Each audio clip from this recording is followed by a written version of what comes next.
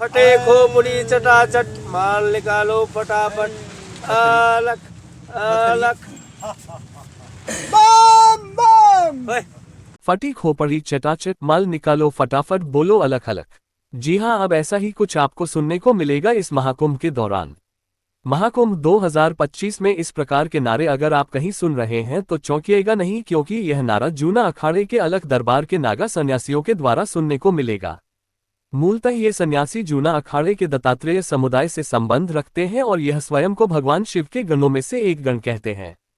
इनका कहना है कि जब उनके समुदाय के किसी स्वामी सन्यासी की मृत्यु होती है तब ये भगवान शिव के गणों की वेशभूषा धारण कर दरवाजे दरवाजे पूरे महाकुंभ में भ्रमण करेंगे और अपने इस वाक्य से लोगों का ध्यान आकर्षण करते हुए भिक्षा मांगेंगे। उनके द्वारा प्राप्त भिक्षा से जो भी कुछ प्राप्त होगा उससे वह मृतक साधु सन्यासी के मृत्यु के उपरांत के कर्मकांड एवं खाता लेखन का कार्य करते हैं और देसी घी और अन्य खाद्य सामग्रियों से बने चूरमे से सभी को प्रसाद वितरण करते हैं। पूरे महाकुंभ में इसी प्रकार से अपने गोकुलवासी साधु सन्यासियों को भगवान शिव के चरणों में स्थान दिलाने के लिए ध्यानमग्न साधनारत रहते हैं।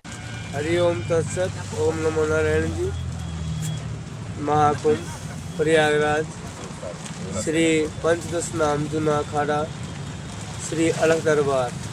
अलख दरबार एक विशेष ही महत्व की मर्यादा है जो श्री पंचदश नाम जूना अखाड़े की परंपरा के अनुसार ये हमारे भारतवर्ष में जहाँ भी कुंभ का मेला लगेगा, जैसे कि प्रयागराज, हरिद्वार, नासिक और उज्जैन, तो हमारे भारतवर्ष में 4 जगह पर ये कुंभ का मेला लगता है। जहाँ जहाँ कुंभ का मेला लगता है वहीं पर ये श्री पंचदश नाम जूना अखाड़े की धर्म ध्वजा खड़ी होती है, जिसमें पेशवाई वगैरह सभी शामिल हैं। और इसमें साथ ही अलख दरबार एक ख़ास ही महत्व रखता है, अपनी स्थान रखता है, जिसमें किसकी अपनी अलग ही धर्म ध्वजा होती है।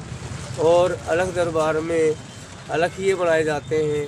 अलखियों का एक विशेष श्रृंगार किया जाता है और शिव के गण स्वरूप होते हैं, उनका विशेष श्रृंगार होगा, उनको तमंजे वगैरह लगेंगे और एक उनको विशेष एक नारा दिया जाता है जो कहीं भी पूरे मेले मंडल में जाएंगे वो अलख लेके आएंगे। अलख लाना मतलब अलख बोले तो मांगना।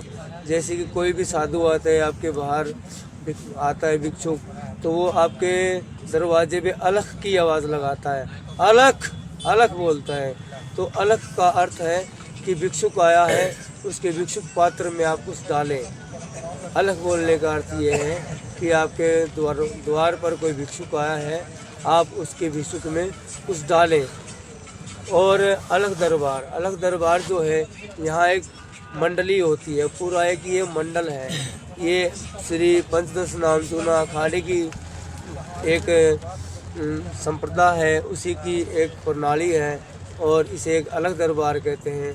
अलख दरबार में जैसे कोई भी साधुगण है पूरे विश्व में, कहीं भी पूरे देश में, हमारे सौराष्ट्र में, तो जब उसका शरीर पूरा हो जाता है तो उसकी सिर्फ जो कुंभ का मेला होता है ना, कहीं भी अपने हरिद्वार, प्रयागराज, नासिक या उज्जैन, तो अलख दरबार जो होता है उन साधुओं की सभी लिखाई पढ़ाई होती है यहाँ पे।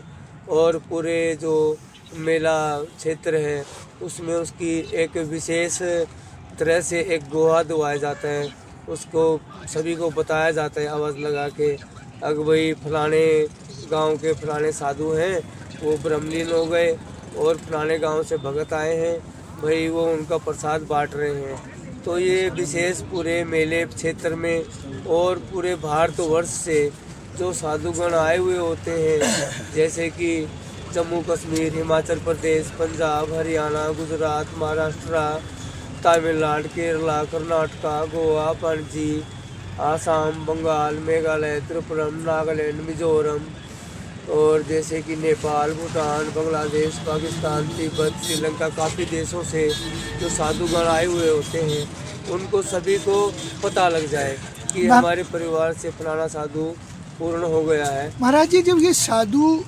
महात्माओं जब अपने महानिर्वाण में चले जाते तो आप किस तरीके का एक विशेष शब्द का इस्तेमाल करते हुए उनके लिए आवाज़ लगाते हैं, वो क्या है और उसका अर्थ क्या है?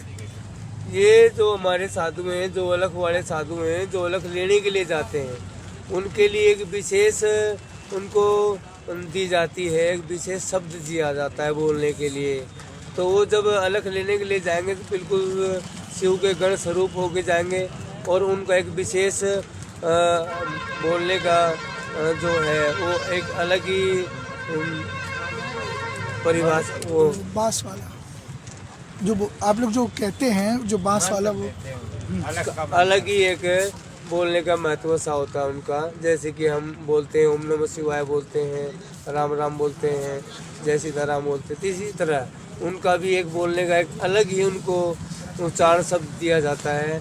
जैसे कि वो जब जाएंगे तो चिल्ला के बोलेंगे अलख अलख, लगे लट, फटे खोपड़ी चटाचट, माल निकालो फटाफट, अलख अलख।